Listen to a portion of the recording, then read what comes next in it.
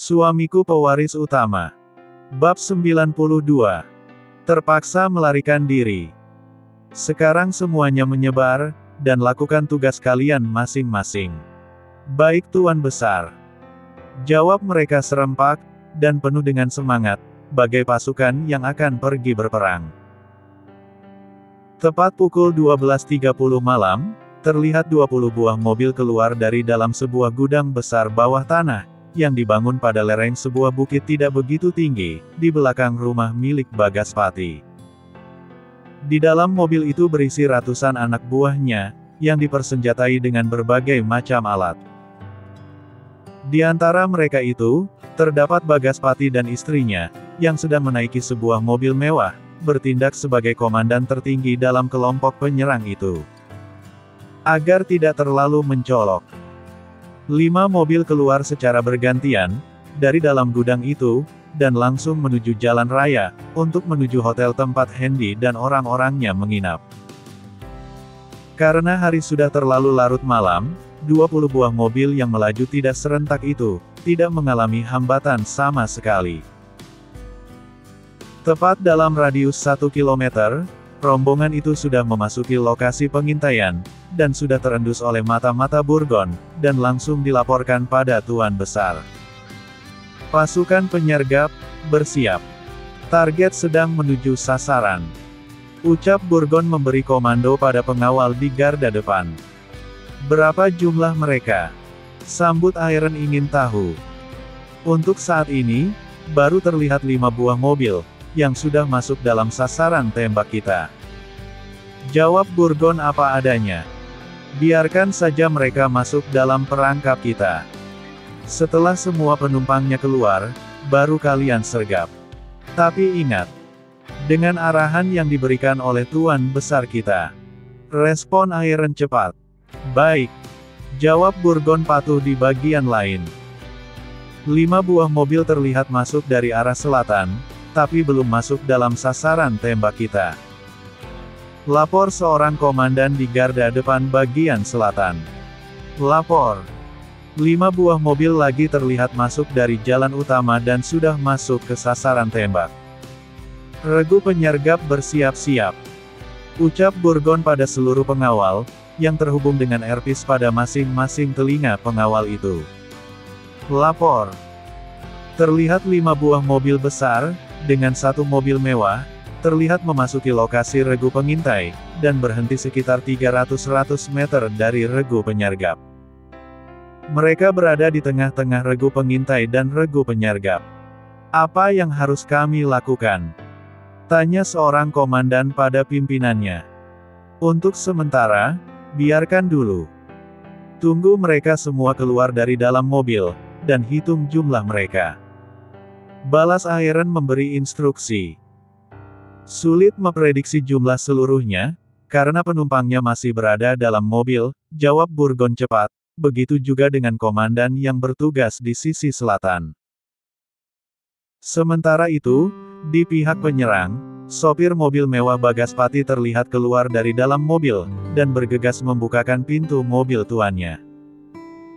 Tak lama sesudah itu, Bagaspati pun keluar dari dalam mobil, setelah pintu mobilnya dibukakan oleh seorang pengawal.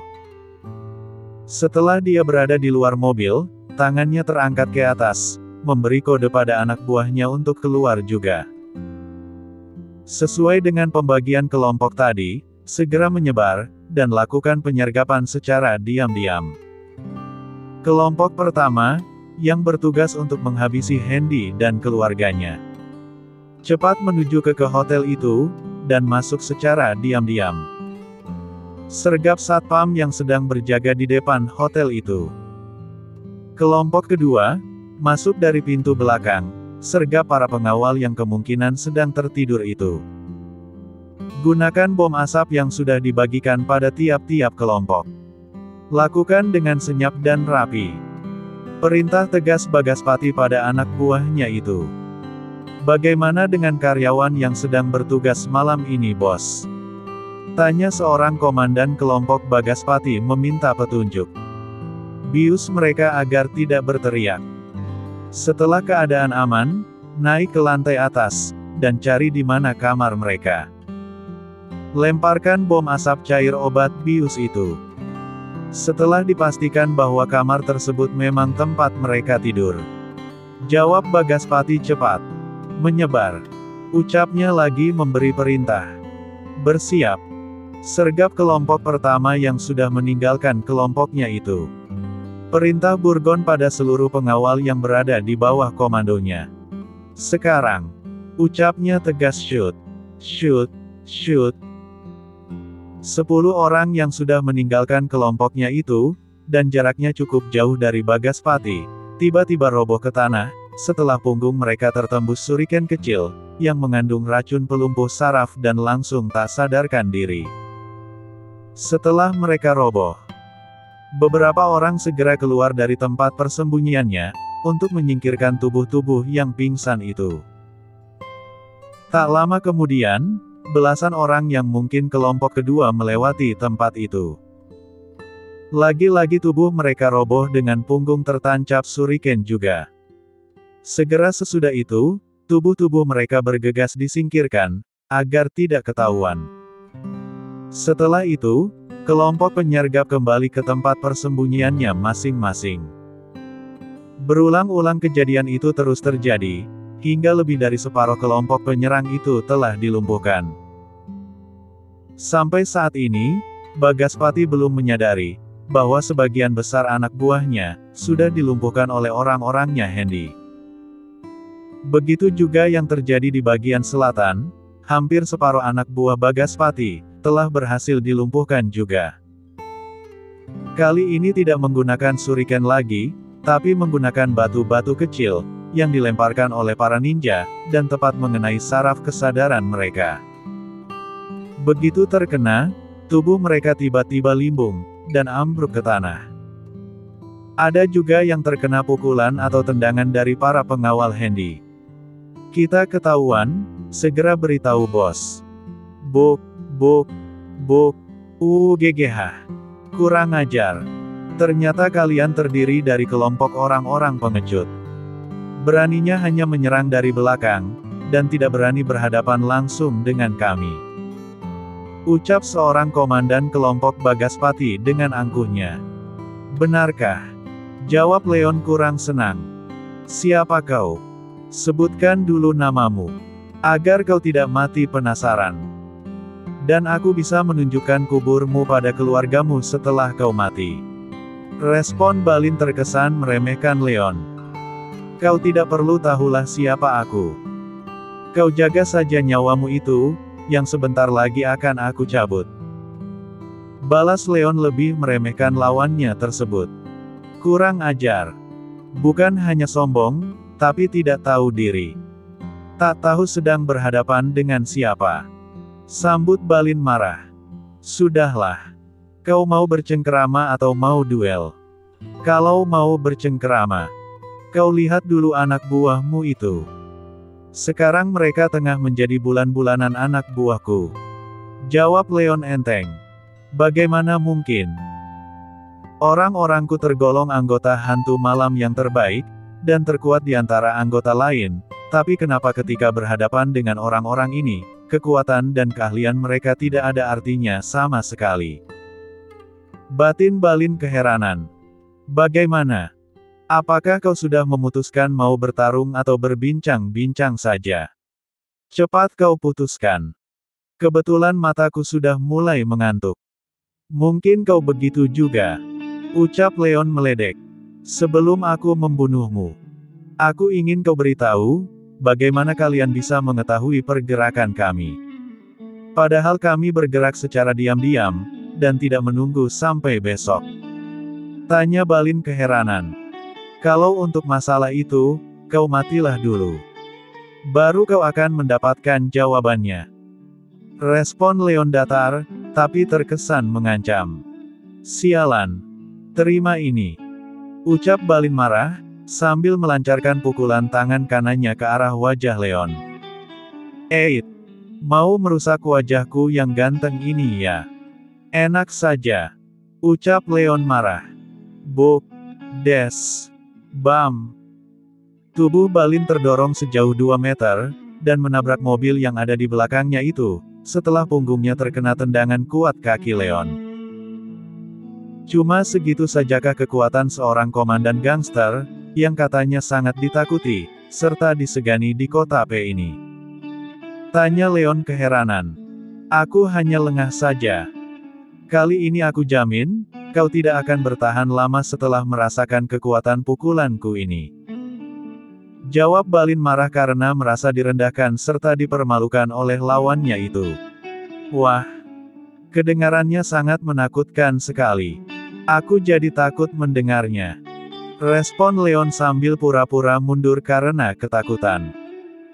Emosi Balin benar-benar dipermainkan oleh Leon, dengan selalu melontarkan kata-kata yang merendahkan dan mengolok-oloknya itu.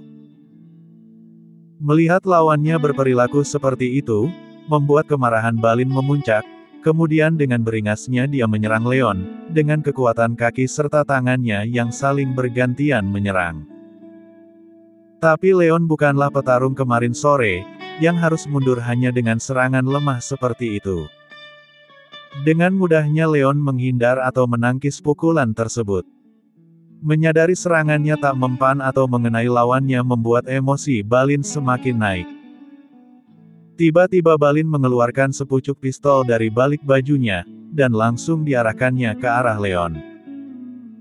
Tapi sebelum pistolnya itu meletus, tangan yang memegangnya terjatuh ke tanah, bersamaan dengan pistolnya tersebut. Di bagian lain, pertarungan juga sedang terjadi.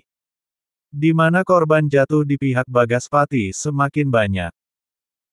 Orang-orangnya tidak mampu mengimbangi kekuatan orang-orangnya Hendy, apalagi ketika berhadapan dengan para komandannya.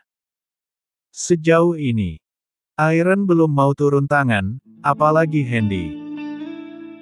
Saat ini Hendy sedang bersama dengan kakeknya, mengawasi pertarungan tersebut dari atas balkon lantai 2, Iron dan satu komandan pengawal elit, terlihat sedang berdiri di belakang mereka, dia juga sedang mengawasi jalannya pertarungan yang terjadi cukup jauh dari hotel tersebut. Para kelompok pengintai yang ditugaskan di garda depan, masih tetap berada di posisinya masing-masing.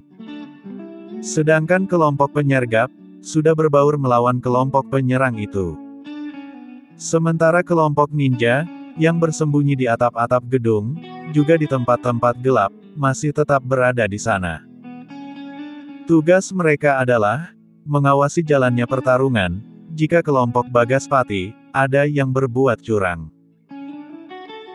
Ivory dan Dragon saat ini masih terlihat santai-santai saja dalam kamar yang dijaga oleh 4 orang pengawal elit, dan 7 orang pengawal elit lainnya, setingkat dengan Komandan Eric dan komandan-komandan lainnya. Mereka tidak ikut bertarung karena telah mendapat tugas untuk menjaga Ivory dan Dragon. Walau Ivory juga seorang ahli bela diri yang kemampuannya tidak kalah dengan keempat pengawal pribadinya tersebut. Tapi demi menjaga wibawa suaminya, Ivory pasrah kalau harus dijaga ketat seperti itu. Di bagian jalan utama, saat ini pertarungan masih terus berlangsung. Belum ada pengawal Hendy yang roboh atau terluka, karena lawan-lawannya itu, kekuatannya setingkat dengan pengawal biasa atau level rendah. Sedangkan para pengawal Hendy, rata-rata adalah para pengawal elit, bahkan 10 diantaranya sudah menyandang gelar komandan utama. Jadi dengan mudahnya mereka merobohkan orang-orangnya Bagaspati itu, tapi sejauh ini, mereka hanya dibuat terluka atau pingsan saja. Bagaimana mungkin? Jumlah orang-orangku yang sebanyak ini, tidak mampu melawan para pengawal Hendy. Jangankan untuk menaklukkannya, mengenai tubuhnya saja tidak bisa. Kalau begini terus lama-lama kelompokku akan habis, dan aku akan ditangkap oleh mereka. Lebih baik aku tinggalkan saja tempat ini, dan menyelamatkan diri. Sayang. Ayo kita kabur. Orang-orang kita hampir kalah. Kalau kita tetap di sini, kita bakalan tertangkap dan menjadi tawanan mereka. Ucap Bagaspati ketakutan. Tapi, bagaimana dengan anak buah kita yang lain? Apakah kita akan meninggalkan mereka begitu saja? Bantah Mary kesal. Mereka akan segera kalah, dan sudah tidak mungkin lagi untuk melawan. Kalau kita nekat melawan dengan kekuatan kita yang tidak seberapa ini, aku yakin dalam satu jurus kita sudah jatuh. Oleh karena itu, cepat kita kabur sebelum orang-orangnya Hendy sampai kemari. Ucapnya gugup. Lalu dengan tidak menunggu persetujuan dari istrinya tersebut, Bagaspati bergegas mendorong tubuh istrinya agar masuk ke dalam mobil. Setelah itu baru dia menyusul masuk. Tapi ketika dia akan menghidupkan mobil, tiba-tiba Burgon dan puluhan pengawal elit mengelilingi mobil Bagaspati dengan aura yang sangat mengintimidasi. "Mau kemana kau, Bagas?" ucap seseorang yang tiba-tiba saja muncul di tempat itu dengan suara penuh wibawa. "Gawat! Itu Tuan Birawa. Kalau sempat tertangkap, bakalan abis kita," ucap Bagaspati ketakutan. "Cepat tancap gas. Langgar mereka," respon Mary terkesan nekat. "Baik," jawab Bagaspati nurut. "Kamu tancap gas. Langgar mereka," perintah tegas Bagaspati pada sopirnya. Kemudian, mobil memekakkan telinga ketika bersentuhan dengan aspal jalan, karena dipaksa untuk melaju. "Hadang mobil itu. Jangan biarkan mereka kabur," ucap seorang komandan pengawal sekenanya. Mendapat perintah seperti itu, 40 orang pengawal bawahannya berusaha menghadang mobil yang ingin meninggalkan tempat itu, dengan cara berdiri di depan mobil tersebut, sambil mengarahkan senjata api ke arah mobil itu. Tapi usaha mereka sia-sia, karena sopirnya semakin menginjak gas, agar mobil itu melaju kencang dan hasilnya, para pengawal Hendy terpaksa harus menghindar daripada harus tertabrak mobil yang sedang melaju kencang itu. Mau menembak, takut akan terlalu mencolok, jadi terpaksa membiarkan sementara mobil itu lewat. Walau usaha mereka tadi sia-sia, mereka tidak membiarkan mobil dan penumpangnya lepas. Dengan menaiki mobil-mobil lain, belasan pengawal berusaha mengejar Bagaspati untuk menangkapnya. "Kurang ajar. Dikasih hati minta jantung," ucap Tuan Birawa marah, karena bekas anak buahnya itu berhasil melarikan diri. "Tangkap orang-orang itu, dan interogasi agar mau membuka mulut," ucapnya lagi. Hendy yang melihat untuk pertama kali kakeknya marah begitu, menjadi tercekat diam. Tapi sedetik kemudian, dia sudah bisa menguasai rasa terkejutnya, lalu berkata, "Kalian semua, cepat laksanakan perintah dari kakekku. Tangkap orang-orangnya Bagaspati, dan masukkan ke dalam mobil-mobil ini. Termasuk juga yang masih tak sadarkan diri itu. Cepat!" Perintah Hendy tegas. Mendapat perintah tegas bercampur marah seperti itu, puluhan pengawalnya bergegas memindahkan tubuh-tubuh yang sedang tidak berdaya ke dalam mobil, termasuk juga sisa kelompok Bagaspati yang saat ini sudah menyerah. Dalam waktu tak sampai 10 menit, seluruh orang-orangnya Bagaspati, baik yang berada di bagian jalan utama hotel, maupun yang berada di bagian selatan, semuanya sudah tertangkap atau menyerah, dan sudah dimasukkan ke dalam mobil-mobil mereka.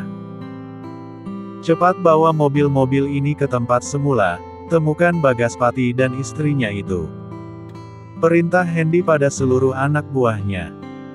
"Aku tidak mau mereka mengotori tempat ini, bersihkan bekas-bekas pertarungan seperti semula. Kerjakan," perintah tegas Hendy lagi, kemudian menghadap Tuan Birawa lalu berkata, "Mari kek, kita masuk ke hotel. Karena ini sudah terlalu larut malam. Kakek harus menjaga kesehatan," ucap Hendy pada kakeknya itu. "Masalah mereka serahkan saja pada Hendy. Paman Iron, antar kakekku masuk ke dalam hotel, dan pastikan keadaan sudah benar-benar aman di sana," ucap Hendy memberi perintah. "Baik Tuan Besar," jawabnya patuh. "Mari Tuan kita masuk. Cuaca sudah semakin dingin," ucap Iron dengan sikap sopannya pada Tuan Birawa. "Kau juga harus masuk cucuku. Istri dan anakmu tentu sedang mengkhawatirkanmu. Ucap Tuan Birawa tidak terima kalau Hendy masih berada di luar. Kakek masuklah dulu. Hendy masih ingin tinggal di sini, untuk memastikan bahwa tempat ini sudah benar-benar aman, dan memberi perintah lanjutan apa yang harus dilakukan oleh pengawal-pengawal kita itu. Jawab Hendy cepat. Baiklah kalau begitu. Setelah selesai, segera kembali ke hotel. Jawab kakeknya lemah. Baik kek. Respon Hendy cepat. Beberapa menit kemudian, tempat terjadinya pertarungan tadi sudah bersih 100%. Sudah tidak ada lagi bekas-bekasnya. Semua orang dari kelompok Bagaspati sudah dimasukkan ke dalam mobil. Para ninja pun sudah menampakkan diri dan berbaur dengan pengawal lain. Begitu juga dengan kelompok asasin serta samurai, mereka tadi juga bahu-membahu membereskan bekas pertarungan tersebut dan hasilnya tempat itu kembali bersih, dan tidak meninggalkan bekas apapun. Orang-orang yang tinggal di sekitaran hotel itu, walau mereka dengan jelas melihat kejadiannya, tidak berani keluar rumah atau toko-toko mereka. Karena mereka sudah tahu sedang ada pertarungan di luar rumah atau toko. Jadi mereka lebih memilih untuk diam dan mengintip dari balik jendela saja. Bagi mereka, pertarungan seperti itu sudah sering terjadi di kota tersebut, kalau bukan memperebutkan wilayah kekuasaan, pasti bentrok antar sesama kelompok jalanan. Oleh karena itu, ketika pertarungan antar pengawal Hendy dan orang-orang Bagaspati terjadi, mereka bersikap cuek, dan tidak berani melaporkannya pada pihak berwajib. Sementara itu di tempat lain, belasan pengawal yang tadi mengejar mobil Bagaspati dan istrinya tersebut, saat ini masih tetap membuntuti mereka. Tapi semakin dibuntuti, mobil Bagaspati semakin melaju kencang. Namun anehnya, bukan menuju ke arah rumahnya, malah menuju ke arah barat seperti sedang menuju tempat lain. Terus ikuti mereka. Jangan sampai kita kehilangan buruan. Perintah Burgon tegas, kemudian meminta sopir mobil yang dinaikinya untuk menambah kecepatan. Melihat mobil yang dinaiki oleh Burgon melaju kencang, dua buah mobil lain juga menambah kecepatan lari mobil yang mereka naiki. Dan hasilnya jarak mobil mereka dengan mobil yang dinaiki Bagaspati semakin dekat. Mau kemana mereka? Daerah ini tidak kita kenal. Apakah mungkin mereka mau melarikan diri keluar dari provinsi ini? Tanya Burgon keheranan. Bos, lihat. Ucap salah seorang pengawal pada Burgon. Apa? Bukankah itu jembatan penghubung di atas sungai M itu? Kalau Bagaspati melewatinya, sepertinya dia sedang menuju jalan LS. Respon Burgon terkejut. Ternyata mereka dibawa ke arah tempat lain, yang sebenarnya tempat itu sudah sangat terkenal, tapi karena mereka baru pertama kali memasukinya mereka jadi kebingungan sendiri. Terus saja ikuti mereka, jangan sampai kehilangan jejak. Ucap Burgon memberi perintah. Bos lihat ke sana. Sepertinya mobil Bagaspati itu berhenti di Mall Internasional di depan itu. Ucap salah seorang regu pemburu Bagaspati dengan ekspresi terkejut. Kau benar. Tapi mau apa mereka ke sana? Respon Burgon juga terkejut. Parkir mobil kita di tempat parkir. Cepat turun, dan ikuti sepasang suami istri itu.